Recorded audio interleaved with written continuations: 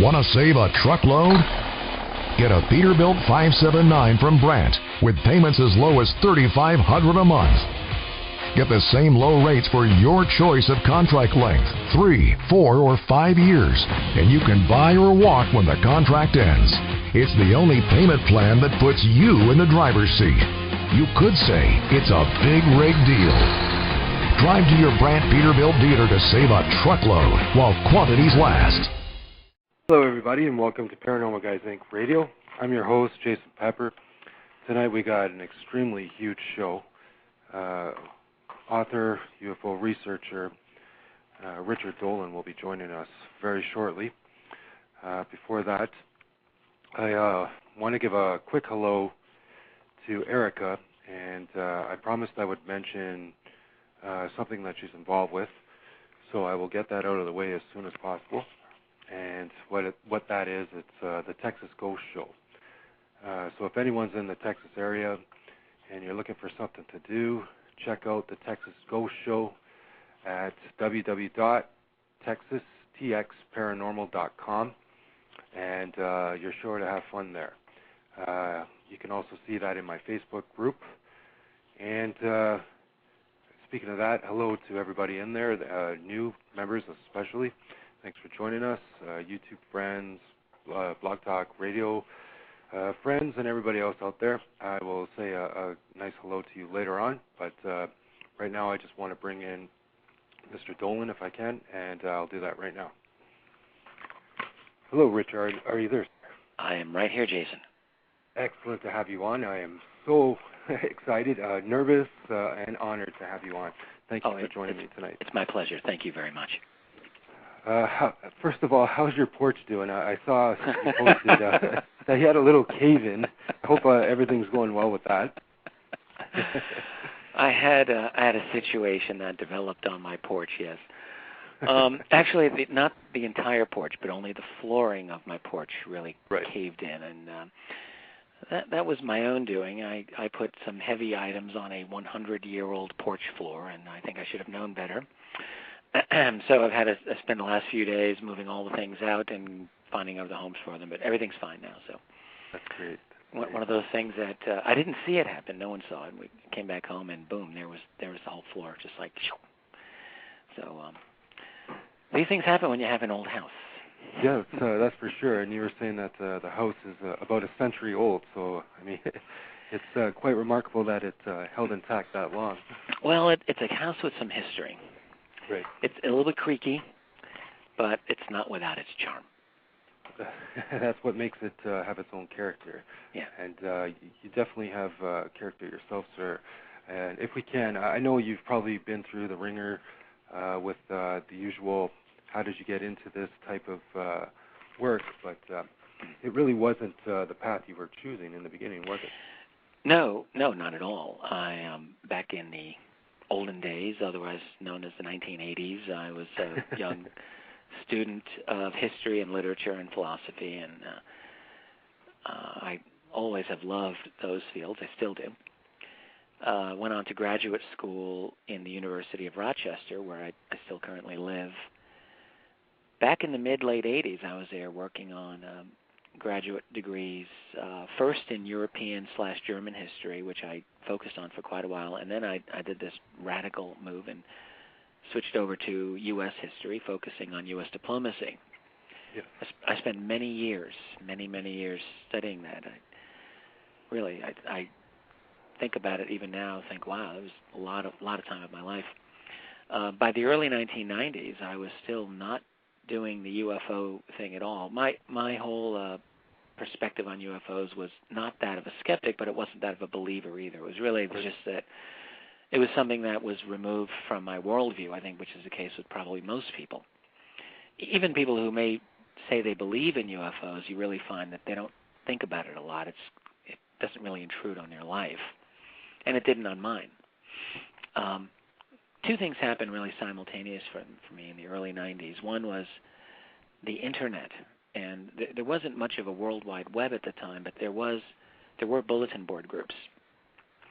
There was one, it's still around, it's Alt Paranet UFO. You can go on there and check it out. I have no idea what's going on there these days. But back in the early 90s, that was a happening place, I'll tell you. And a lot of people participated. A lot of people would write, put articles up there and put their thoughts up there. And it was really quite fascinating. That triggered some interest on me and by me. And then the other moment, I remember this distinctly like it was yesterday. I was in a bookstore, and I saw a copy of Timothy Good's book, Above Top Secret, subtitled The Worldwide UFO Coverup. I'm sure many people listening have heard of this book. It's a classic. It's a great book.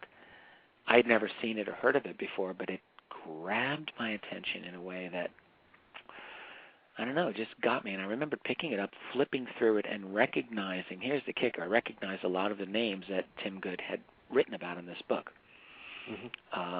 because I'd studied them in my own research, and most particularly U.S. Secretary of Defense James Forrestal, who in the year 1949 ended his life with a 16-floor bungee jump out of the Bethesda Naval Hospital. I don't mean to put it such a crass way, but Forrestal threw a cord around his neck, jumped out the window, or we're told jumped out the window, and fell to his death.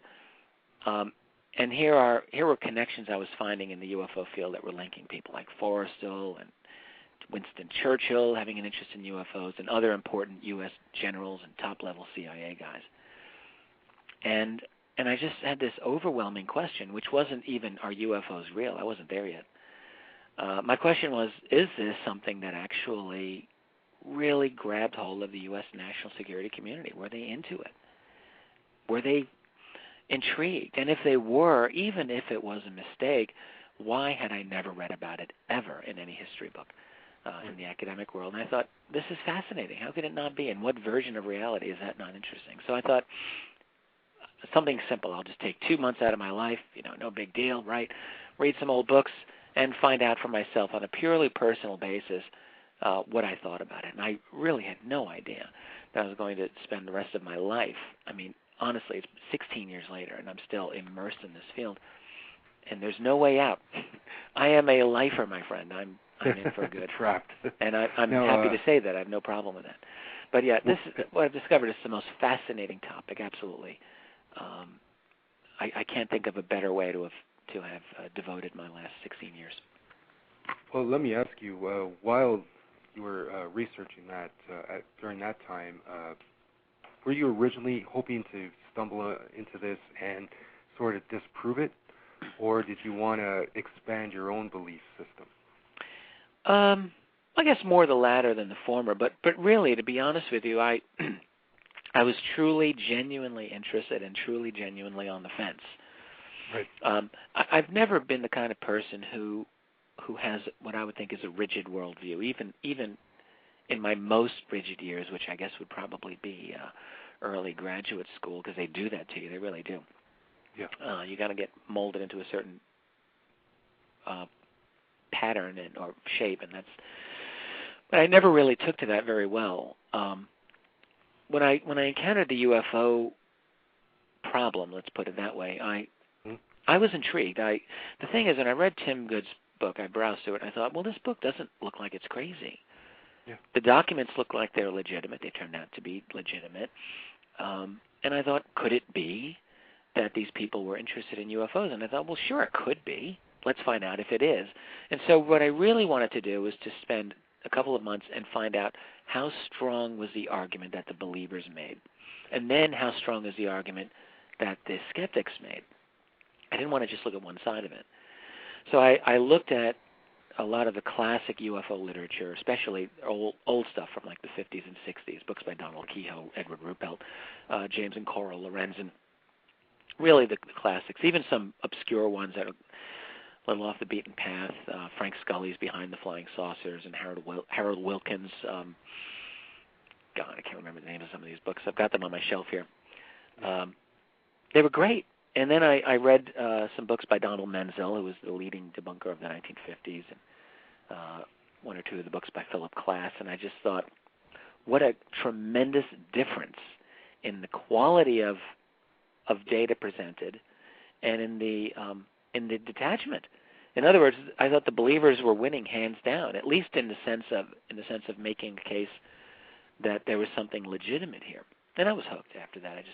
And then the other thing was simply finding because I'm really a guy who focuses on documents anyway. That's where I come out of, that whole studying genuine government documents and so forth. And I discovered, there were quite a few very, very good, authentic military intelligence documents that took this problem very seriously. So, look, I thought if these guys who know much, much more about it than I did, they had much better access to information than I do, if they're taking it seriously, I assume there's something there. And I just I took it from there.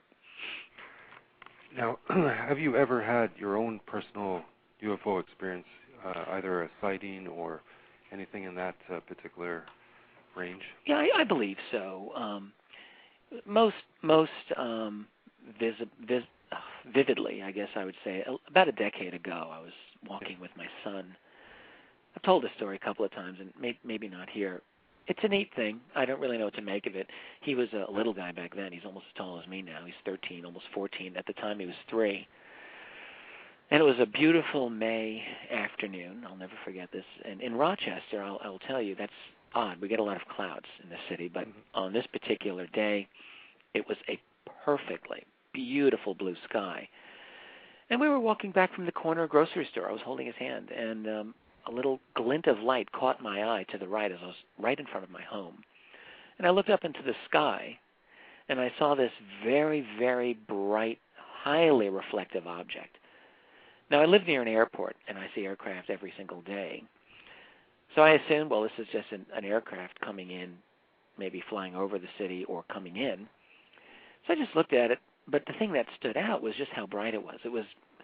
It was probably the most reflective, bright object I think that I've ever seen in the daytime sky, other than the sun itself. It was bright. So I thought, well, that's odd. And I kept looking at it as it came. It seemed to be coming toward me. And I just stood on the sidewalk looking, and I had this odd thought pop into my mind, and I've never understood this because it made no sense. It made no sense at the time. And the thought was that if I took my eyes off of this object, I would never see it again. That's right. And it made no sense because there was nowhere for it to go. There was no clouds. It wasn't that high. It was maybe 20,000 feet, maybe 30,000 feet. Not that high. But I thought, I have to look at this. I have to look at this. I have to look. Meanwhile, my poor son had no idea what's happening to his dad, who stood like a statue on the sidewalk. And I heard him getting more upset, calling me. But still, I wouldn't take my eyes off this, and I kept saying, it's all right, hang on, I'm looking at something. But then he got so upset. I thought, I have to face him, and I have to calm him down for a moment. So I took my left arm, and I pointed with my finger to hold this object's place in the sky. It still hadn't, because I kept expecting it to fly enough so that it would lose the reflection and the angle of this off the sun, and I would be able to see it. But I hadn't been able to make out a shape. It was just this bright thing. So I put my finger on this object, and I turned for about 1 second to face my son and just say, it's okay. And I turned back, and that thing was gone. And I'm a very rational guy. Even though I do UFOs, I'm a very rational person, I think. I spent the next 5 minutes scouring the skies looking for this object, and it was just gone. Gone. Where'd it go? I don't know. But here's one thing I learned later. At the time, this is shortly before my book came out, my first volume. I was aware then, I think, but I've become very aware since, that one of the things you find about this phenomenon is there's a lot of cases where people will say, somehow this thing got into my head. Number of cases where people felt, for whatever reason, that the object or the intelligence behind this object somehow was able to communicate in some way with them. I'm not saying that definitely happened with me, but I'll be honest with you, Jason, I think about this usually a couple of times a week, even now. It's been 10 years, and I cannot explain that event. I know I saw something intensely bright. I was never able to make out a shape, and then the damn thing just disappeared when I turned my head. What else am I supposed to think? Except, was it playing a game? Was it tapping me on the shoulder a little bit? I really don't know. I can understand and relate to what you mean, because I also try to, sky watch as much as possible, and there are times where it's almost like something inside you, like a pager goes off, and you're just drawn to look up. And sure That's enough, right. there's something there. Well, I had another experience like that, and in fact, I'll gladly share this with you, and I'm not sure if I've ever told this. This is just 2 years ago. I was taking an evening walk with my wife Karen and my daughter Elaine. My son Mike was I think over at a friend's house sleeping over, and we had our dog Jenny. She's a big black lab. She's a great dog. Mm-hmm. So it was in the evening.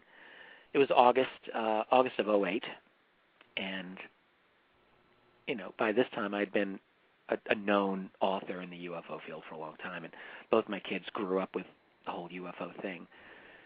So we're like a block or two away from the house, and it was a beautiful evening, and I just jokingly said, hey, wouldn't it be cool if we looked up and saw a UFO? And I looked right up above my head, and this object moved way faster than an aircraft into a cloud, and my daughter saw it. Karen didn't see it, but Elaine saw it, and it was multicolored, and it went into a cloud, a thin cloud, and never came out. Wow. Now, this was 1 week before the yearly meteor shower you get in August. You get them in August, you get them in December, and I mean, I've often thought, well, okay, could it have been a meteorite? But how strange is it? Here I am talking about it. I look right up, boom, there it is. It goes into a cloud and doesn't come out. And the cloud was very, very thin. So maybe it just happened to burn out at that time. Coincidence, sure, maybe it was. Just one of those things had me thinking. My daughter got nervous. And this is one of the things that I think we always have to remember about UFOs. Now, my daughter's 11 now. She was 9 at the time. She's not a scaredy cat. She's a brave little gal. I think she's very smart. But that sighting scared her. Mm-hmm. And I remember trying to calm her down, saying, well, it's probably a meteorite. But it frightened her. And one thing that you find with this topic, and this gets us into a different aspect of the phenomenon, but people often do get afraid of this. They get scared. There's a certain number of encounters that people have that I sometimes call the fear factor encounter, where people just freak out. I've personally spoken to a lot of witnesses who, were embarrassed to say to me, well, I don't know why, but I completely lost it when I saw this thing. I know a husband and wife, very good friends of mine. They're retired. Both were security corrections officers who worked in prison systems. Two very tough people. And the woman, who I think was a very, very stable, hard-nosed, kind of tough-minded person, she had a sighting and just went absolutely, according to she and her husband, she went hysterical. She was punching her husband. She said, we've got to get out of here. We have to get out of here. Physically attacking him in the car. I looked over a number of sightings that took place in lower New York State, not far where I live, in the Hudson Valley, during the early 1980s, and there were, again, many cases where people in the car would go absolutely insane. And so this is the problem with this phenomenon. We're dealing with something that where a lot of people they're not up to it. That's right. And let's just lay it right out on the table. There are some people who I think are very steady. They're able to handle it. Others, not so much. And I've often felt that one of the reasons that we've had major secrecy, it's not that the government is really looking out for us all the time. I don't really think that they do care that much. But I suspect that this possibility of mass public panic has got to be near the top of the list of concerns that any political leadership has over this, because we're dealing with something that is, at least right now, well beyond our ability to handle, I think. And that is a scary thought. Yeah, I think you're right, especially when you put into the fact that there's 6 billion humans on this planet. And if half of that, 50%, do not handle this well, we have major problems. Yeah, that's right. I often think about the ramifications of disclosure of the UFO reality, this is something that is on my mind a lot. What would happen? And it's great to think, well, if we have benevolent ET intelligences that want to bring us, as it were, to the next level of awareness or consciousness, as one often hears, okay, well, that's the best case scenario.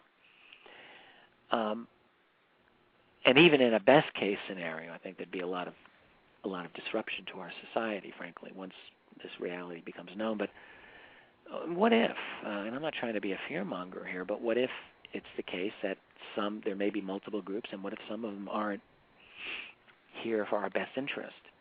That's right. I just read a paper by a gentleman, now he's a friend of mine, who wrote about the ETs as possible economic hitmen.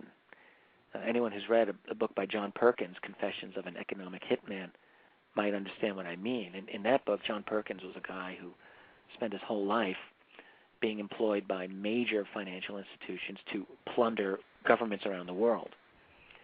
There are people who do this. Okay, we live in a bad, bad world, and all the bad stuff never makes it to the CNN news. So John Perkins' job was to raid and plunder and cheat nations out of their treasuries. South American nations, African nations, wherever. Mm-hmm. And that's just what we do. That's what some people do who have the power. So should we assume that all of the, if as I suspect, the Earth is of intense interest to many groups, I mean, we've got a great planet here, why wouldn't they be interested in exploitation for their own benefit?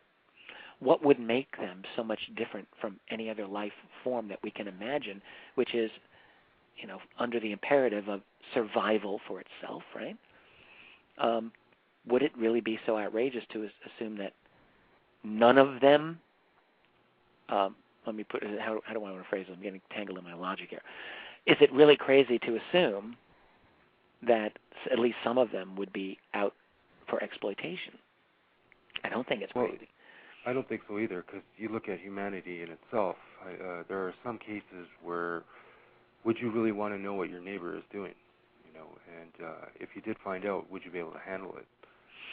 Especially if they're not the nicest person. So it's exactly. So I've got neighbors. Believe me, I could agree with you. I dig what you're saying here. So in that regard, in a galactic scale, as you said, would you really want to know about these evil entities that are out there?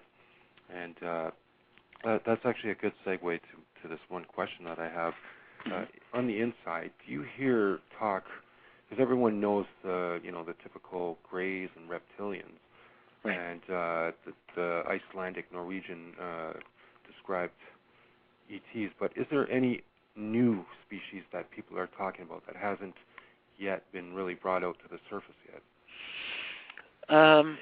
The three main ones that I continually encounter in my own research, that is both in published literature as well as private interviews, are the three that you actually just mentioned. You have right, like a kind of very human-looking, let's call them Nordics. They're right, often described as blonde and tall. And, I mean, I know it sounds goofy, but wearing robes and all of that stuff like out of an old Star Trek episode. Yep. You get the Greys. Of course, that's probably everyone's heard of the Greys. Short, big black eyes. And then, yes, reptoid-type creatures, sometimes almost described as crocodile-type creatures that are standing up. Yeah. I've encountered these in my own research repeatedly. Now, there are other types that I'm aware of in research. I have not encountered these directly in my own research, directly with people, but there are certainly reportedly insect-type creatures. In other words, similar maybe to the Greys a little bit, but definitely different. I mean, actually insect-like, but large and so on. I've heard of this a number of times. I don't know what to make of it, maybe. And, I mean, then there are a number of variations of short creatures. If you go back through the literature, South America in particular always has a history of really different kinds of creature sightings. Back in the 50s, these guys were not little grays. They were little hairy dudes who would, very muscular, who sometimes would grab people and bring them on board or try to abduct them. There are also cases, reportedly, of short humanoid beings that look kind of like us, just shorter, not like the grays. Often in the literature you hear distinguishing comments between Eben 1 and Eben 2, and I think that refers to, during the 50s, that kind of the short but human-looking creatures, and then the short and non-human-looking creatures, i.e. the grays. So that's 5 off the bat, and I mean, one hears claims that there's 10 or 20 or 57 versions. I don't know. I'm a little bit dubious about that, but I do believe that, look, I mean, in our own society, some people think it's crazy that all of these groups would be here. Well, I don't think it's crazy. We're 10, 20, 30 years away ourselves from having the ability to go to another star. Mm-hmm. And if you really think we can't, think again. Maybe you and I won't survive a trip to the nearest star, but don't you think we might have artificially intelligent machines or ships equipped with nanotechnology that's really neat that might make it to the nearest star, and once they get there, well, then who knows what they could do. So I think that the possibilities in our own society are there already. Don't you think, I'm speaking theoretically here, that there might be a few other species out there that might have been able to learn about us, search out planets that have life, and come here because we're interesting. And especially now. Humanity, especially now. We are in the process of jumping into the worlds of these people. You know, we really are. We are reinventing ourselves as a society, as a civilization, as a species. We are not going to look the way we look now in another 50 years. I can guarantee you that. Whether it's through not just the computer revolution that's behind it all, but biotechnology, genetics, what we call, the bio-machine interface. Mm-hmm. We're going to have little nanochips probably implanted into our brains. And I know it sounds crazy, but look, our world is crazy compared with what people 50 years ago were imagining. It's incomprehensible. So, in other words, what I'm saying is any observing intelligence has got to be looking at us, thinking, these humans, all right, maybe they won't be able to take us in a street fight, but they're going to be a pain in the neck. Let's keep an eye on these guys. Because progress is not a linear thing. It's exponential. And we're in the middle of going almost straight up like a rocket. So where we're going to be in a couple of decades is, who knows? I mean, your guess is as good as mine. We're going to be in a very different place, though. That's a very good point. And we know where we come from, but where do you think the UFOs come from? Do you think they're interdimensional or extrasolar? The more I think about this, the more I believe that they have a definite ability to manipulate space-time, the space-time fabric that we live in. Now, they may very well be from another planet, let's say. I still think that the extraterrestrial hypothesis makes a lot of sense in many ways. On the other hand, look, these objects, these things, whatever they are, we've seen them blip into and blip out of our reality so many times that now maybe it's just that they're able to cloak themselves, or maybe they go so fast we can't even tell.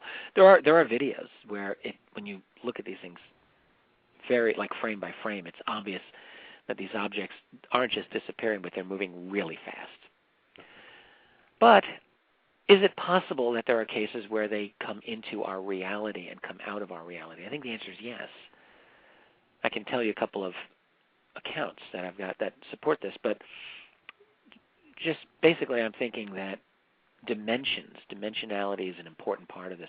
Somehow these beings have figured out a way to manipulate space and time in a way that we haven't yet at least officially gotten to.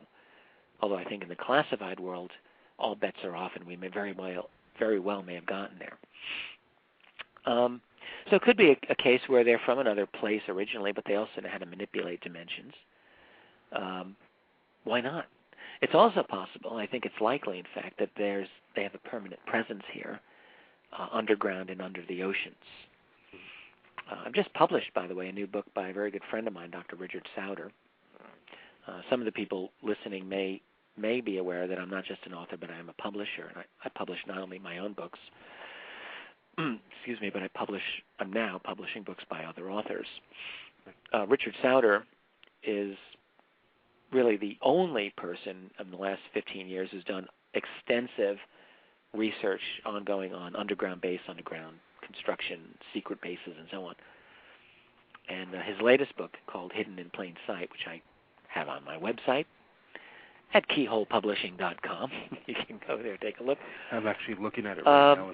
It's a great book, and what Richard does, he makes as good a case as anyone can make, I think, that it is very likely that there is a large number of deeply, deeply underground and undersea bases of purely human construction. Mm-hmm. He points out that the technology that we've had has existed really since the 60s or 70s, not later than that. You know, so we've got the capability. I'm going to assume that if another group has come here from elsewhere, they might have developed the capability to go deep, deep underground. Certainly would be an attractive option. If you can't breathe the air, or if you're afraid of the microbes, whatever, you might want a secure environment under the ground. Could it also be another factor, too, because with the exposing of Area 51 and bases like that, it would also be safe from public eye to go deep underground as well. Absolutely. Well, you know, before I did UFOs, I actually for a little while was researching underground base construction myself in my own program, and it wasn't something I focused on, but it was something that I looked at for about a month or two. And one thing that I discovered was a large number of military documents from the 1940s talking about the necessity of building large, substantial underground structures, in this case to protect from atomic strikes by the Soviet Union. Even before the Soviet Union got the bomb, everyone knew that they would get it eventually, and so the idea was we need to build substantial underground cities to protect ourselves. So, you know, 70 years ago, or 60 years ago, they were talking about this. And there's every evidence to show that we've built massive, deep underground facilities. It's not as hard as you think, even to have it under the ocean floor, believe it or not. All you really need is a small energy source, maybe a 5 megawatt nuclear reactor, and a way to split oxygen out of the water, which we have with nuclear submarines. That's why they can stay submerged for 4 or 6 months at a time. They're not going down there with oxygen tanks. They're splitting oxygen out of the water.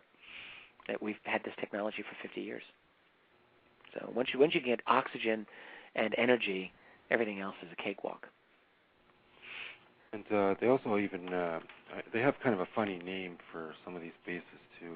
They're known as DUMS, and I always chuckle when I see that. But the acronym, for those that may not know, is Deep Underground Military Base System. Or, you know, and you can look under Google and you can find a number of these locations. Let me ask you, too, though, is there a connection between those facilities and possibly IFOs? A lot of people report seeing those and think that they're homegrown, reverse engineered. Well, yeah, now we're getting into some really cool stuff here, interesting stuff. It's been my opinion. Now, look, I mean, everything that I'm about to say here, there's no official confirmation from any government source that we have our own flying saucers or even our own triangles, which I think everyone pretty much thinks that we have, anyone who's looked into it. So we're going to have to speak here on what I think is probability. I think there's a very high probability that, A, we have recovered, that is, our military has recovered objects that were not made by our civilization, i.e. crashed UFOs. And B, once you get something like that, you're not just going to sit on your hands and look at it. Obviously, you're going to want to study it. So they've been taken to secure facilities, including at Wright-Patterson Air Force Base, including at what we would call S4 or Area 51, elsewhere as well. And they've been studied, and we've made attempts to replicate them. I don't think that's much of a stretch. Now, what's happened, I think, is I think successes have happened. Yes, I think that both the leaks that have come out to other researchers, and as well as leaks that have come to me directly, lead me to believe that major advances were made in the 50s and 60s, and that at some point we developed, for lack of a better word, our own flying saucers. On principles similar to the principles of the genuine extraterrestrial or interdimensional UFOs, whatever they are. That is, using some form of electrogravitics, not just, gasoline or jet fuel, but rather different principles of propulsion that are basically anti-gravity. I think that we've had this. And I know it sounds crazy because you think, well, God, you've had this for all these years. Why not share it with the rest of the world? And when people ask these questions, they're really operating under assumptions that just these are not realistic assumptions about how the world is. These are assumptions based on the fictions and fantasies that we're spoon-fed, that we're supposed to believe, but this is just not how the world is. In other words, let's assume that you and I are in with the in crowd, and we know all about the presence of these other beings that are here on Earth. And let's assume also that the presence of these beings is a bit of a problem. We can't control them.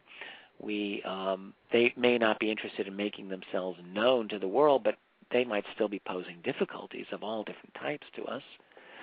And so we're trying to scramble to keep up with them. And so we develop these flying saucer type technologies. So it might just be that such technologies would be so classified that their use would be prohibited from mere geopolitical conventional warfare like Vietnam or Panama or Iraq or Afghanistan. No matter how expensive, how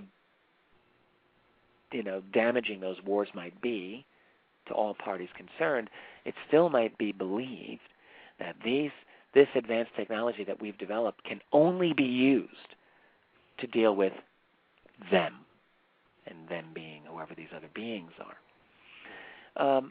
I pointed out in my recent book, Volume 2 of UFOs in the National Security State, which just came out last summer, an example of this type of logic that we have in our own history, and that was during the 1986 raid on Libya. This is on Muammar Gaddafi. I remember when this happened. I was a young guy. U.S. bombed Libya.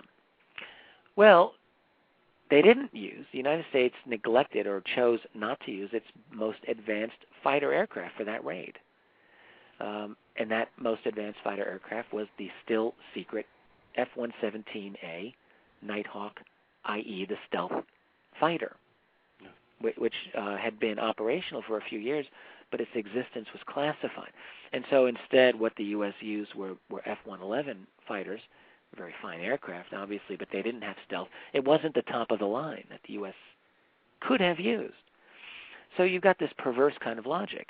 You're trying to use this military strike, right, trying to hit this other country, but you can't use your best weapon, because if you use your best weapon, then the rest of the world is going to know you have this best weapon. So you can't use it. Crazy, but there it is. There you have it.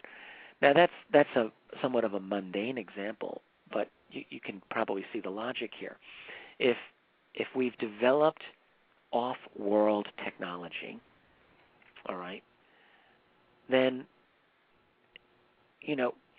using that you'd have to never use it, because if you do, you're going to open the door to a myriad number of questions. Dealing with UFOs, dealing with extraterrestrials, it's going to be unavoidable.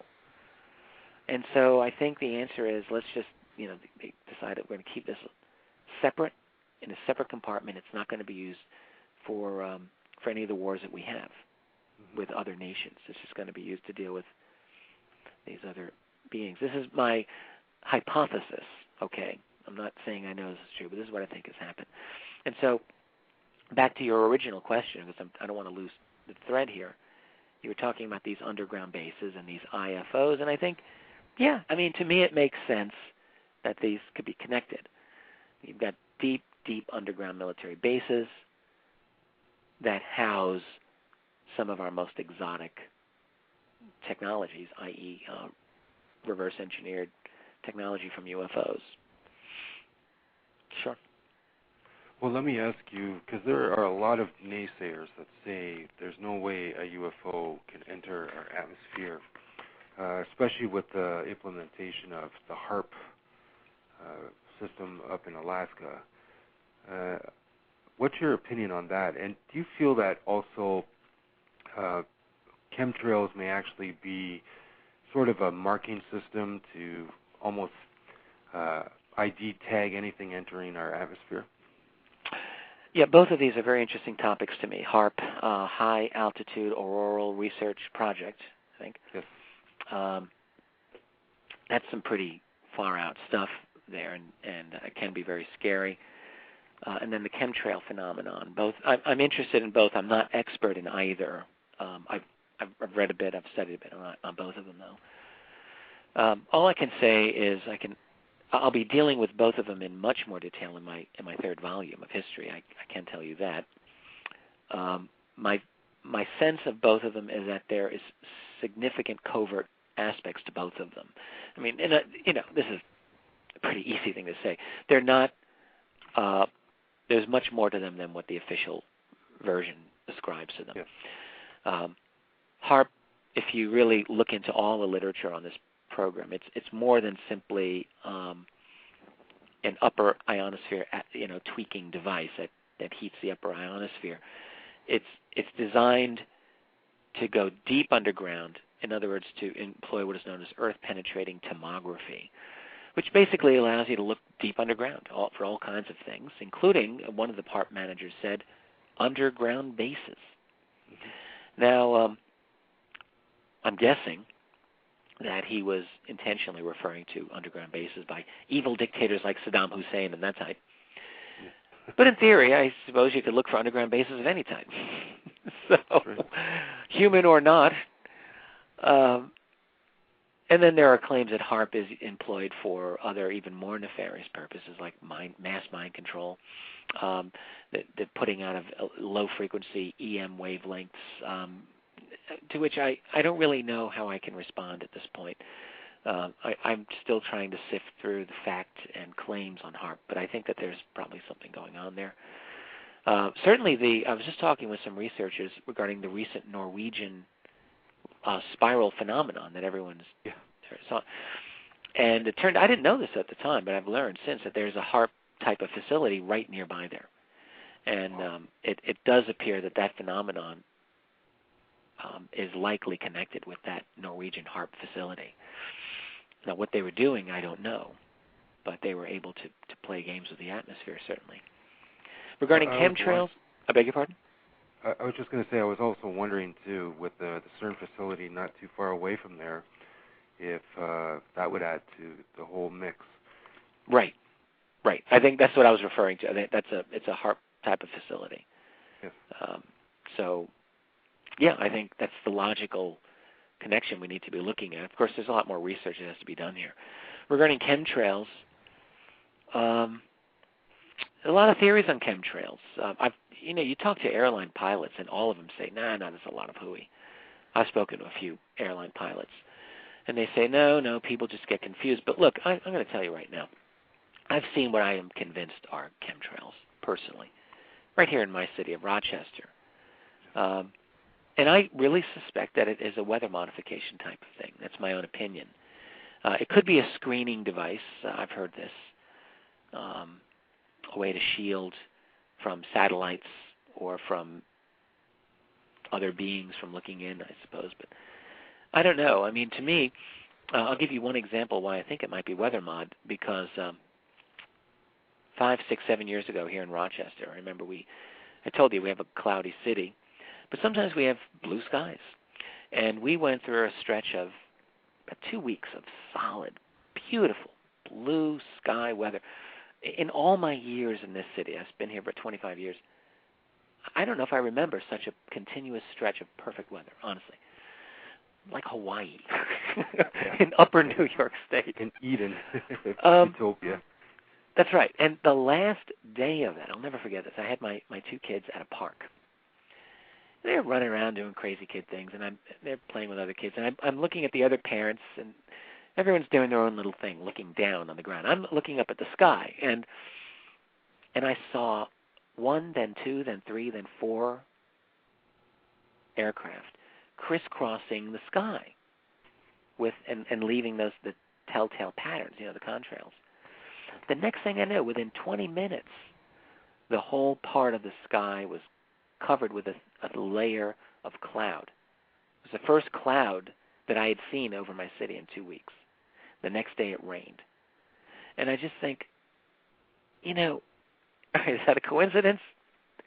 Those planes flew overhead. They created clouds, as far as I'm concerned. And we had rain. And then we had cloudy weather for the next, week. Oh, I know exactly what you mean, because I'm not too far away from you. I'm in Toronto, Ontario, Canada. And I remember growing up as a boy, there used to be, absolutely beautiful blue skies, and I'd say in the last 5 years, especially, most summers more than not now, it's nothing but cloud and rain and cooler temperatures. We are experiencing, apparently, something known as global dimming. Yes. Everyone's heard of global warming. Are you familiar with this? I am. Yeah, I saw this on a BBC documentary a couple of years ago. It's possible to measure exactly the amount of sunlight that reaches the Earth. I didn't know it was possible, but there you go. All kinds of things are possible. And we are receiving quantitatively less sunlight now than we did, say, 60 years ago. And so, there's particulates and pollution and stuff like that in the air. It's not that the particles themselves are blocking the sunlight. It's actually that the particles are serving as the basis for condensation, and so the particles, in other words, contribute to cloud formation. And that's why we're having less sunlight hitting in the Earth. The theory is that global dimming is actually slowing global warming down a little bit. So that if global warming's pulling the Earth, say, 10 notches in one direction, global dimming is pulling it, say, 6 or 7 or 8 notches in the other direction. Not quite as much as global warming, but a little bit. And in fact, in the days right after 9/11, I remember this. I'll bet you. Well, you're in Canada. I don't know if it's the same, because all of U.S. flights were grounded for 3 days, and during those 3 days, we had absolutely perfect weather. I remember this. I remember looking up at the sky, seeing no aircraft anywhere, and a beautiful blue sky. Well, a couple of climatologists studied this, actually one in particular, and he discovered that the global temperature of the Earth shot up like almost a full degree during those days, by the end of those 3 days. And it's an astonishing jump in temperature. And he thought, what the hell happened? Yeah. And this was what led to the theory of global dimming. And the fact that the particulates and the stuff in the air was caused by either aircraft. Aircraft seemed to be a big part of it. So anyway, I don't know how true it is, but then I think of the chemtrail phenomenon, and I have to wonder. This would be a benign interpretation of chemtrails, as benign as I can think. Is it an attempt to slow down global warming so we don't boil ourselves into the stratosphere? I don't know. Try getting an answer out of these people. Yeah, we don't live in the kind of society that we grew up being told we live in, which is an open, free republic. And the same with Canada. It's no different with where you are. We live in I call it a national security state. The men and women who run it are not answerable, really, to us, not in the way we like to think they are. And so, it's information has become a one-way thing. They're getting it from us. We're not getting it from them, for the most part. And we have to rectify. I recently wrote an article myself on weather modification, and I found there's a company in Utah that actually admits to rigging aircraft for cloud seeding. So really, yeah. Well, I would love to get the link to that, because I find that very interesting for my own research. The company is www.nawcinz.com, and they're out of Utah, and they have. Say it again. I'm typing it on my computer as we speak. Sure, it's www. Right. NAW. Right. CINZ.com. ZINZ.com. All right. And, they're based out of Utah, and you can see they have an AD PDF of their actual advertisement of how they'll rig up a personal jet. And this is the thing I wrote. If they're willing to do it on a small scale, imagine the companies that are not so public behind the scenes. They can make 747s, an ultimate spray machine. That's right. Absolutely. We got to worry about. Absolutely. It's the thing is, 500 years ago, 1,000 years ago, human society moved slowly enough that smart, intelligent people could kind of keep up with what was happening in their world, even 100 years ago. Today, the thing is, everything is moving so fast that a lot of people are going to have to work and really scramble to keep up, to find out just what is happening in our world. And one person can't do it, 10 people can't do it. We really have to have a lot of people out there dedicated, like yourself, and thank God we have people like you to ferret this information out. I mean, you've really stuck your neck out, and you've accomplished, a remarkable amount of success to this point, and the road is unlimited. Well, the direction, thank you. What I find is, and I'm sure you're finding this yourself, that when you stick your neck out, you actually liberate yourself. Yes. When you no longer fear the repercussions of your colleagues or peers or friends, when you're not afraid of that, when you're not afraid of failing either, then you have true freedom. It's only when you make that personal decision to you just say, the hell with it. I don't care where I end up. I want to know this, and if someone doesn't like it, too bad. That's right. That's when you actually have true freedom. And I would encourage anyone listening. Well, the only fear I have, not to throw your life away, but just to not be afraid as well. I'm sorry. Right. The only fear that I have, because you yourself are a father and a husband, is my children. I would never put them in a position, if any of this ever came down a road where it was either, close your mouth and walk away, so nothing ever happens, that without even a thought, definitely. Well, that would. I certainly appreciate that. How many kids do you have? I have 2 kids as well. Myself, yeah. A boy and a girl. How old are they? My daughter's 5, and my son's almost 3. So it's adorable. God, I remember. Yeah, they're at that age where my daughter's becoming aware, and she actually looks at the sky herself and sees things, and she's asking, "Is that a UFO?" She's aware of chemtrails. So it's. Well, let me tell you, sir. I got news for you. As they get older, it's impossible to shield them from the world, and I'm finding now. My son, who's not yet 14, has already been a political protester at a number of occasions. He's had police tear gas. I can't believe I'm saying this.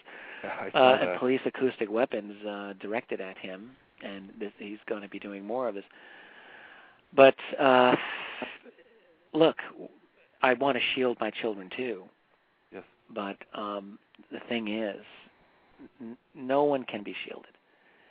We're all in this together, and your guys are really little, and you have to protect them. But as they get older, you're gonna find out they're gonna have to go out on their own, and they're gonna have to fight their battles too. Everyone's got to fight their battles, and it's good that we have that instinct, because we do want to protect our family, and I have that as well. But what it really comes down to is I try in my own personal life, and this almost sounds cold and heartless. It isn't. Not to have hope and not to have fear. And by that I simply mean it's almost, I would call it a Zen approach. It's not that I don't want things to be good. I want them to be good. But to hope that they're good in a sense, means that I'm removing myself from the actual reality that I'm in. I'm kind of spinning out into this fantasy about how I think I want things to be. And the same is with fear. Fear is also this spinning out of your actual grounded reality into something that, it's not productive. And so my attitude is I'm going to fight. I'm going to do my thing. If it however it turns out, that's what I have to accept. I have this life, and I intend to make the most of it. I hope everyone listening that makes the same decision with their life. That's a very good point, and at the same time, I think it works to almost any career that a person could be into, not just for this particular field. Even in their own personal relationships, if you take that approach, you sort of center yourself, and you kind of, you'll either attract or detract things your way without really losing your point. Yeah. Well, there's a few other questions I'd like to ask you. I know we're going to be going beyond the hour, and I hope you don't mind just staying around for a little bit longer. I'm happy to.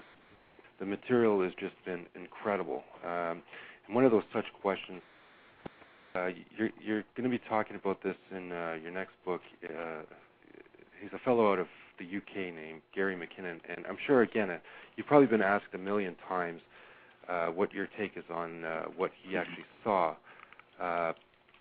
But do you feel that once he gets extradited, that it will sort of close the door on freedom and almost retrieval of some of these documents that you've had access to before? Very good question. I think, well, it's not clear whether, look, this case has been going now. He was arrested in 2002. And in case anyone listening is not familiar with the Gary McKinnon case, very briefly, I just want to say, Gary McKinnon is a UK subject who, during the 1990s, used his girlfriend's computer to, I wouldn't even say hack, that's really not the right word, but to gain access to U.S. Defense Department sites, in particular U.S. Space Command and a couple of others, and he found what he believed was information pertaining to UFOs and extraterrestrials. Now, among these was a list of what he said were non-terrestrial officers, and names of ships that did not correspond to any U.S. Navy ships. And there was more, too. There was something that, just I thought explicitly referred to a kind of U.S. secret space program. Yes. But, the U.S. government denies this. But, of course, Gary McKinnon was arrested. Yeah. And he's been described as the greatest hacker in Pentagon history. All of this is completely blown out of proportion. Lost in the discussion over these years is what he actually claims to have seen. And look, I don't think there's any reasonable reason. If that makes sense. Any good reason to believe that he didn't see what he says he saw. Yeah. I think yes. If I were to throw money down on one direction or another, I think Gary McKinnon saw evidence of a secret space program. I happen to believe that there is a secret space program. On my website at keyholepublishing.com, I've incorporated the complete website of the late Jeff Challenger. Jeff Challenger was an amazing guy who spent all of his time downloading and analyzing NASA space footage and space footage from other countries and looking for anomalies and putting them up. I've got them on my site now. You can spend weeks going through this. There's weird, unexplained stuff going on in Earth orbit and beyond, and I think some of that is evidence of a secret space program. And I think that's what Gary McKinnon bumped into. And do you think that secret space program was a direct descendant from those world-famous Nazi UFO saucers? Well, the Nazi connection is one that if I have one regret over my first volume of history, it's that I didn't really sufficiently appreciate the depth and of the Nazi program in unconventional disc objects. they were working on certain things, and I think they'd made some serious advances. The question is, are the UFOs that we've seen for the last 60 years directly resulting from the Nazi technology? And I think the answer is not completely, no. I think maybe some. I think some of our own program might have been based on the developments that the Horton brothers and Victor Schauberger and others made. But look, I mean, if this is all Nazi technology, then the question is, who's in charge of it now? The U.S. government, presumably? Well, if so, then why are our jets chasing these things year after year? We're chasing them out of restricted airspace constantly. There's some kind of trouble in paradise. And so if it's directly descended from the Nazis, then the only other answer I would have is that they're a separate society, a separate civilization based where? I don't know. I'm not saying that's even impossible, but I'm not seeing a lot of evidence for that.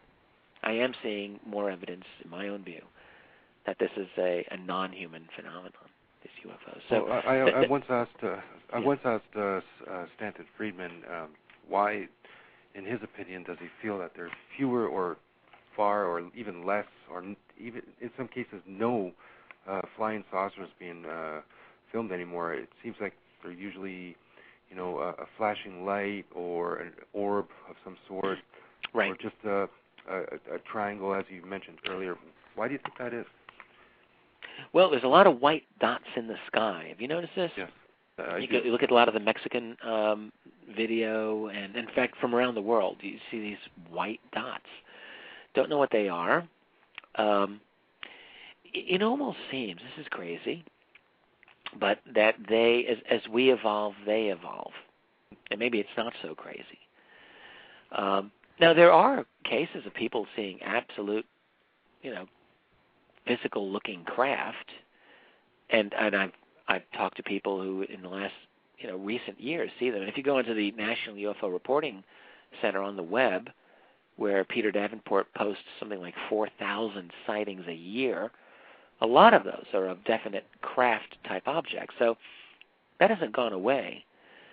But there are, when you go through sightings on the web, collections of alleged UFOs, certainly a lot of them, there are a lot of saucer-type objects still, but there's a lot that are very different, very unusual. My suspicion is that some of these, they're not craft per se. They might be projections. They might be weapons of some sort. Exotic, yes. Yeah. They could be products of some kind of advanced nanotechnology. With nanotech, what you've got is a situation where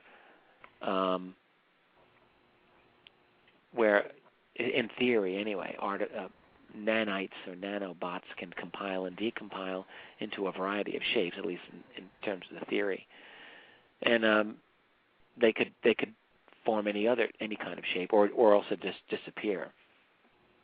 So, I'm speculating here, so I don't really know if I'm as certain as you are, but that's what I would toss out there for the moment.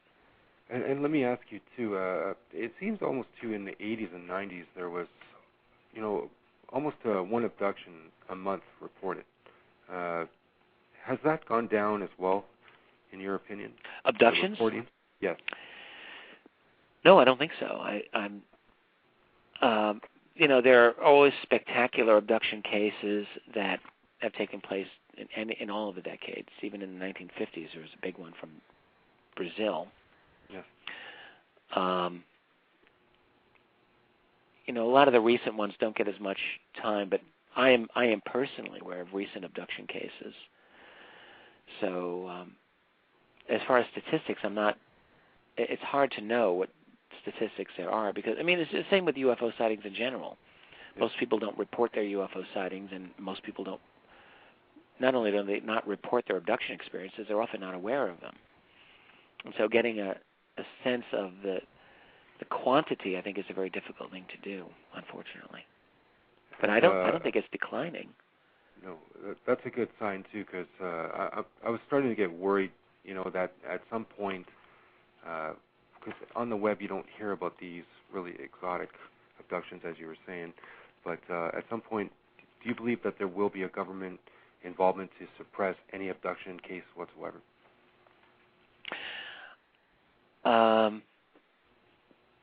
I suspect so.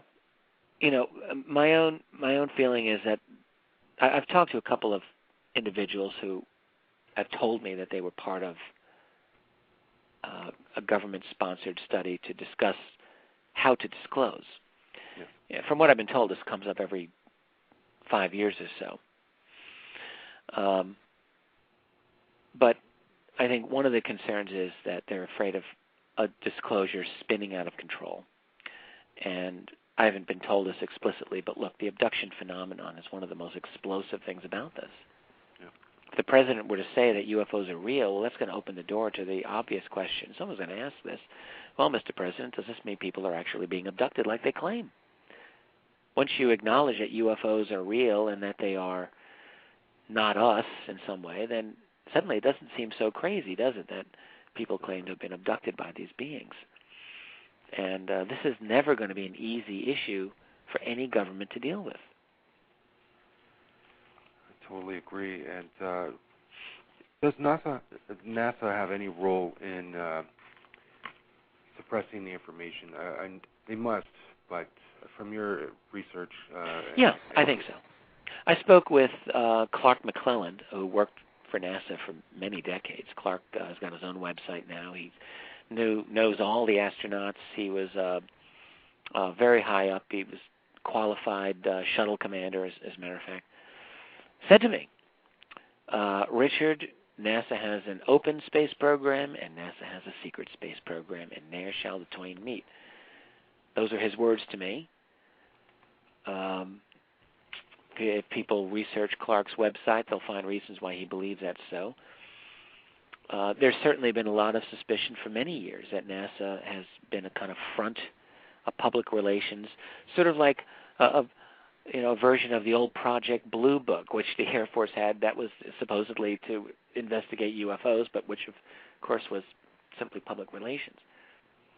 A lot of people suspect that that's what NASA does, that they're just PR. In fact, NASA's mission now in the future is very much in doubt. That's right, and that's why I brought this up, because I know you're a firm believer of ET and U.S. bases on the moon, and I do believe that as well, and I feel that it's almost a rest station, sort of, for these ETs on the traveling to Earth. Well, I had a very interesting conversation with one scientist who, I'll have to ask him if I can use his name, but for now I'll just say he's a well-known guy. And yes. He said to me that his job in the early 1980s, one of his jobs, was to train people whose job it was is to remote view the far side of the moon. He was dealing with them, and I said, well, wait a minute, why are they going to remote view the far side of the moon, or why did they? And he said, well, why do you think? And I said, well, to look for ET. And he said, bingo, exactly. I said, did they find ET? He said, well, not sure if I know that, and if I did, I probably couldn't tell you. But, here it is. You got remote viewers at Fort Meade, Maryland. That is the home of NSA headquarters, yes, who were looking for extraterrestrials on the far side of the moon. Well, why would they look for them if they didn't have any reason to look? If they didn't think that there would be ET there. So, I think that there's activity. Absolutely, I do. And if I speculate that we have a secret space program, which I think we do. In fact, I think what we have is, I've often called it now, a breakaway civilization here on our own planet. I mean, think of it this way. In the history of human civilization, we've had multiple civilizations existing at the same time, with different belief systems, different levels of science, and so forth. Even during the recent Cold War, the U.S. and Soviet scientific infrastructures did not share information with each other very much, right? They had different things that they focused on. So, in other words, we have this example of completely different infrastructures existing. So how hard is it to imagine that a classified structure with huge amounts of money to play with and a near total secrecy and the head start of being able to study ET technology, that they might be able to make a variety of breakthroughs that would pull them further and further away from the rest of us? and combined with a worldview that included knowledge of ET reality, I think we could fairly call them a separate civilization. I call them a breakaway civilization. And the farther away they get from us, you see, the harder it might be for them to kind of get the rest of us up to speed. You know, they're going off-world, they're doing this, they're living a Buck Rogers type of life maybe. It might be very difficult for them to say, guys, by the way, we're dealing with some funky stuff up here, and it might just be a lot easier for them to just go on doing the way that they're doing it. I think you might be right, and I wrote another article, and it was speaking of a NASA astronaut, Gene Cernan, and pretty disappointed. Last man on the moon. Yeah, and he's absolutely upset with the cancellation of the Orion project. And during the interview, he actually slips up, or I don't know if it's an admission, but he says, I'm paraphrasing here, but he says somebody, I forget their name offhand, but wants to go back to Mars, as if they've already been there several times, you know, and are continuously going there. Go back to Mars? Yeah, go back to Mars again. And that's this is Gene Cernan who said this? Yes, and it's during a television interview with a Fox TV station, and you know, I don't know if that's a mistake. I'm sure if someone cornered him, you'd say, well, I just misspoke. Yeah, exactly. Kind of sweep it under the rug. But it sort of falls along with what you're saying, you know, with this secret space program. They've probably been through the entire solar system of our own, probably a dozen or more times, you know, and I'm sure they know a lot more than what they're telling the public. Yes, as well. I certainly believe that. Especially now, too, with some of Saturn's moons. There's pictures sent back of it emitting geysers, liquid geysers. You know, and this just I need to learn a little bit more about that. Yeah, it's quite interesting. They're actually being shot into space from the moon itself. You know, I don't know what form of liquid it is, but wow, it's quite interesting to say the least. Wow. But that's just the world we live in. You know, it's full of questions and answers. And I have one more topic that I don't know if you've ever covered. Just let this fire truck go by here. Sorry. I hear it. Well, you're in Toronto. Yes, exactly. Big city, big problems. I'm wondering if you ever looked into the cattle mutilation. There's a lot of talk that you know, it's not done by extraterrestrials or ETs or EVEs or any of that, but I just don't buy that. I feel the precision of the extraction method is just far beyond, I'm sure, any medical procedures we can accomplish right now. What do you think of that? Well, I think so. You know, go back to the mid-'70s when a lot of these cattle were being studied for the first time. They were being cut clearly with very high, very localized heat, laser. You know, a laser that could cut through a fairly thick cowhide, that's not easy to do.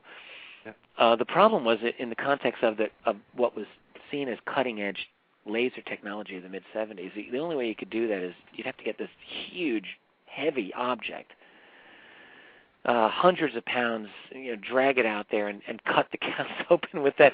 And it just didn't look like that was happening. You know, what was really evident was that there was some kind of small handheld thing that was slicing and dicing, opening them up. And so, in other words, there didn't seem to be any portable, high-powered laser technology that was able to do this in the context of the mid-'70s. Hence, many people concluded that it was an ET phenomenon behind it. I do not rule this out. On the other hand, I'm not prepared to rule out the fact that there may be this breakaway group that I talked about, this breakaway civilization. Yes. Is it possible that they were engaged in doing this? Whoever is doing it is the kind of act of terror, whether an ET-type group or a black ops group. My feeling is I'm inclined to think it's a non-human group, actually, that was doing that, because I think that some of the non-humans here are nasty dudes. And, you know, if/when we have the chance to kick them the hell off this world, we should do it.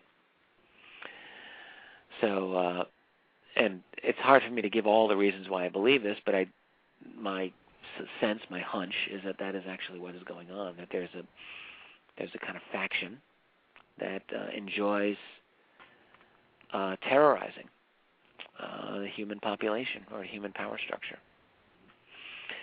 So, otherwise, it's a black ops group, and they're somehow interested in terrorizing. They're making a statement in some way, and what that statement is exactly, I'm not 100% sure. Well, I sat down and I sort of bashed my brains trying to figure out why and what could be behind this as well, and I came up with this crazy sort of idea, and I don't know what you'll think of this, but if they are from an off-world and they don't have the same air system that we have, and they breathe methane gas, because a lot of the reports were, the whole internal organs were just removed completely from the anus all the way up. Perhaps they needed it as almost an organic respirator to produce methane, to breathe, like a filter. Yeah, well, I think it's reasonable to assume that whoever is doing these needed those body parts for whatever biological needs that they had. I think that's right. But the problem is that they're just dumping these cows out in the fields where they can be found, cored out like this. If it was a government project, like if I were a government agency and I needed the cows for that, why wouldn't I just go to you, the farmer, and say, look, we're doing some government study here. I wouldn't have to tell you the details. We'll pay you X amount of dollars per cow. What's the big deal, right? Mm-hmm. And then you just take them. But no, whoever's doing this is stealing the cows, cutting them open, and just leaving them there. Now, I spoke a few years ago. I was in Dulce, New Mexico. I met with the Gomez family. These are the people who were really right in the thick of it back in the late 70s, early 80s. They lost about 50 head of cattle due to mutilations during that period of time, really substantial losses. I spoke with Manuel and Edmundo Gomez, and they showed me, direct evidence of very human interaction with their cattle. In other words, there's a gas mask type of object that was left behind. I put it on myself. I wore it. It fit me perfectly. There were other types of items, pens, papers, things like that were left behind in the fields that they found that were military type. So they were absolutely convinced that there was some kind of U.S. military involvement with what was going on. The question was, what is the nature of it? And they knew that their house was bugged. They found direct evidence of telephone tapping of their phone and so on. But the real question is, what is behind this? And this is still a mystery, to be honest. We're still trying to figure it out. And keeping in mind that this has gone now for 40 years, and at least to my knowledge, no one has ever been caught in the act. Think about that. That's right. There have been thousands of these cases, not just in the U.S. There's a huge wave of cattle mutilations that went on in Argentina a couple of years ago. No one ever gets caught. These animals just get found. Whoever's doing it is really good. They are really good. And the scary thing is, too, there's actually been a few human cases as well. And that's something to really be alerted by and afraid of. I think that's right. I was almost going to say alleged human cases because I didn't want to be sensationalistic, but the fact is that, yes, that there do appear to be human mutilation cases. I wanted to get a little thing into, because I know you're going to be a part of XCon, and I just spoke to Stephen Bassett not too long ago. I really appreciate you staying the extended time. This has just been amazing. I can't even. Are you in Eastern time zone? I'm in Eastern. It's kind of late over here. It's almost 11:30. Yeah, it's 11:22 right now as we speak. But just a phenomenal conversation, start to finish. And if we can we talk about your 3 books? The third one especially that's coming out soon. but the first and second, and I know you have a new TV show that's about to be released as well. Yeah, well, we're hoping. I did just shoot a part of a show for NBC/Sci-Fi with Right. Lester Holt. Many people may know Lester Holt. He's one of the big news guys on NBC, and in fact, wouldn't shock me to see him as a news anchor one day. This is for a 2-hour thing that they're producing for the Sci-Fi Channel on, I think they're calling it The Real Warehouse 13, which is after the TV show. Kind of like National Treasure, where all the secrets are kept. They're doing 4 segments, Area 51, Wright-Patterson, Montauk, and the Vatican. And they actually asked me to be like their lead guy on the Montauk segment. So I was out with Lester Holt just like a week ago, exploring Montauk and dealing with the alleged Montauk Project and so forth. That was interesting. I'm actually glad that I did that. But the show you're referring to, and by the way, that special should air in late May. I'll have it on my website when it's ready. Right. But yeah, the show that I'm involved in is called First Contact, and we shot a pilot. We've shopped it around. It's kind of like a UFO Hunters sort of thing, with a cast that I think is totally awesome. I love the people I'm working with. And I do know, I can tell you confidently, we've got very strong interest in a number of the networks. The problem with getting these shows approved is, you're dealing with these large bureaucracies, and I'm just working our way through the process of trying to get all the different executives to sign on, and hopefully in the next week or two we'll get a green light from one of them. I think it's very possible. I'm crossing my fingers for you because, the quality program needs to be out there because, as you know, there is stuff out there, but is it the right stuff? Well, one thing that I want to make sure, I'm very fortunate in this, is that I'm working very, very closely with the producer in deciding what our actual topics are going to be. And so, in other words, I intend to maintain as much control over this as I can, reasonably. And I think that's a substantial amount. So the producer and I have a very good relationship, and I think we'll be able to make sure that we keep very high standards on what we do. It's TV, ultimately. Yeah. Television is not the same as spending months in an archive going through records. Television has its inherent limitations, and that's just the name of the game. That's right. But I think that we can do a very good television show, and I intend to do everything I can to make that happen. And what sort of content would it be? Would it be, because I had a question in the chat room earlier this evening. Okay. Would it be, reenactments or live action? Is there any... Yeah, well, we have a lot of it. I think we've got one guy on board who's a really great animator. This guy's beautiful effects. He's awesome, I think. So what I want to do, what I think he will be doing is when appropriate, to do a kind of graphic animated recreation of a particular event. Something that a witness describes. I want this guy, his name is Damien, to redo and to recreate the sighting, and I think that would be really a neat thing to do. But no, a lot of it I think is going to be like the episode we did for Washington, D.C., I conducted a number of interviews of some fascinating people. One of them just died. He was very old.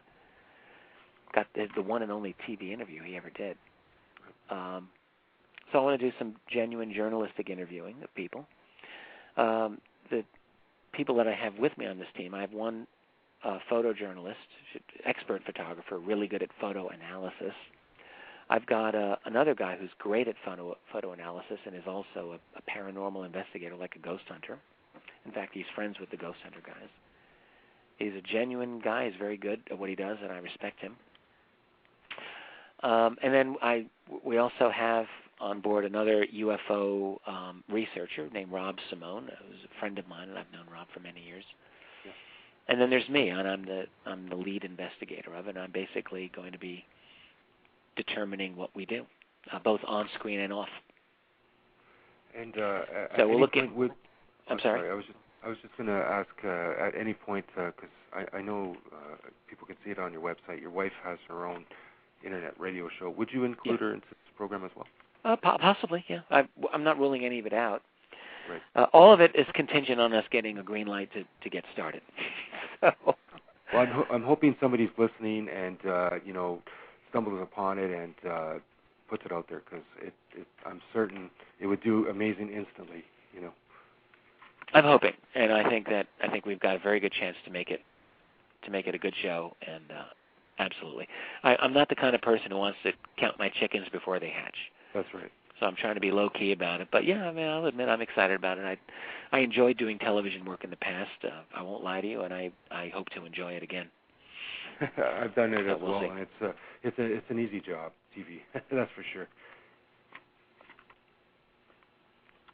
Well, so, if we can you give a timeline when you expect your last book to come out, the release date and whatnot? I'm still thinking 2012, early 2012. I think is realistic. Maybe early part of that year. Right. About 2 years from now, I think is very, very possible, and it'll be a similar length to the first two books that I've written, 500-600 pages, something like that. I've been working on it. I've had a couple of things bumping it aside from time to time, just like with my second book. But it's not going to take me as long, mainly because my research for it is essentially it's all done. I still do new research on it all the time, but the bulk of that research is done. So I'm at the point where I've got the 9 chapters are set up and organized, and I know pretty much what I want to go in them, and it's just a matter of taking my notes and making it happen. I think a year from now, I'm going to be very, very deep into the heart of this book. Right now, I've got a little bit of it written, not a lot, and I've got a lot of notes. Next year, I think I hope to have half of it done by then. And you also have a ton of speaking arrangements coming up.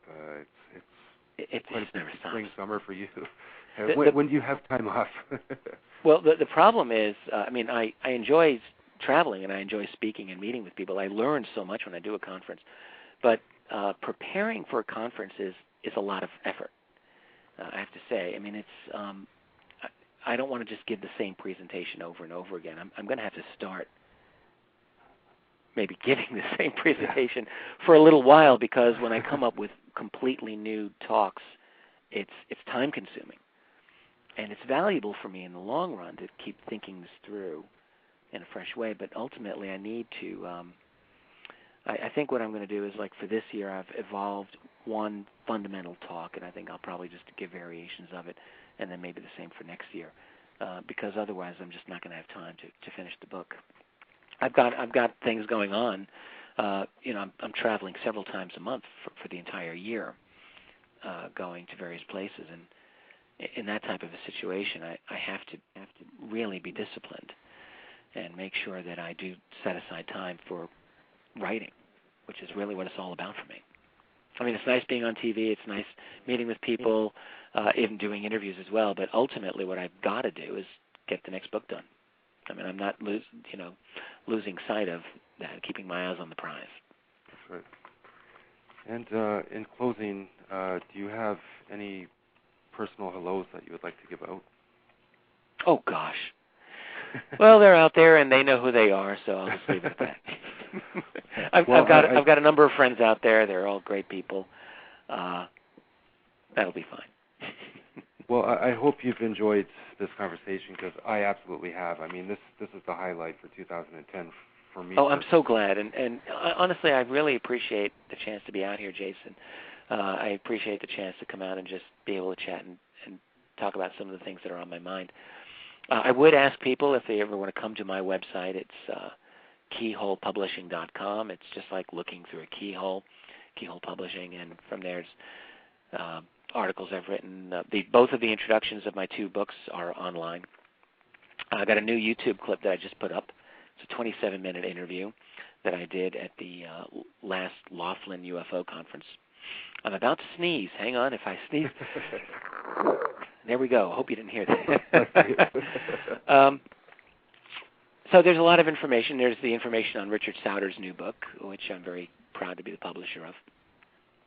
I'll be publishing a new book, incidentally, by Grant Cameron and T. Scott Crane. Actually, not a new book, an old book, sorry. Okay. One that they published 20 years ago on MJ12. It went through a very, very limited distribution and then just went out of print, and I'm picking up, repackaging it, and publishing it for them. So, yeah, I've got a number of things that'll be worthwhile for people to see in the coming months. And would you like to give out your email in case anybody wants to ask you a personal question? That's fine, yeah. My email, it's easy to reach me from my website. You just hit contact. And again, I'll at the risk of beating this, my website is keyholepublishing.com. My email address is keyhole@rochester.rr.com. That's keyhole@rochester.rr.com. The RR stands for Roadrunner. You can just write to me that way. Or get me on Facebook. Everyone gets me on Facebook now. If you go to Facebook, just look for Richard Dolan. You'll find me. Friend me. Write to me. It's crazy. Everything is What Facebook about the now. applications? Do you find yourself overwhelmed by the applications? No, man, I don't do the Facebook apps. I don't think I do any. Good Like for you. I don't even understand them. Honestly, I don't get that. Like the farmers and grow this and the mafia wars. No, can't do it. There's so many. It's unbelievable. I don't do a single Facebook app. I don't go there with me. It's enough for me just to write back to people. And then, like, the thing about Facebook that I love and I hate is the chatting. Because if I'm on Facebook, I don't know how to go on invisible. Is there a way? I don't know, and I apologize that day that I sort of invaded your privacy. Oh no, that's fine. That's fine. No, I normally don't do that, but I just didn't know. Like, I'm such a newbie to this as well. If that's that's fine. When I'm on there though, I'm on there and I get hit, man. It's like running a gauntlet. Boom! I get hit from the left, from the right. I know, it's like taking right hooks to the head or something. It's like, yeah, and everyone's really nice. Yeah. But I cannot chat with everyone who gets to me. And it's the same with email. And I really, really try to get back to everyone who emails me. And all I can say is if you have emailed me and I have not got back, I would say try it again and just please be persistent. And I do apologize. It's especially when I've gone away from my desk for a few days, I actually don't check my email all the time. And I come back and I get 500 messages. And I'm just like, what do I do? I can't go through them all. It's difficult.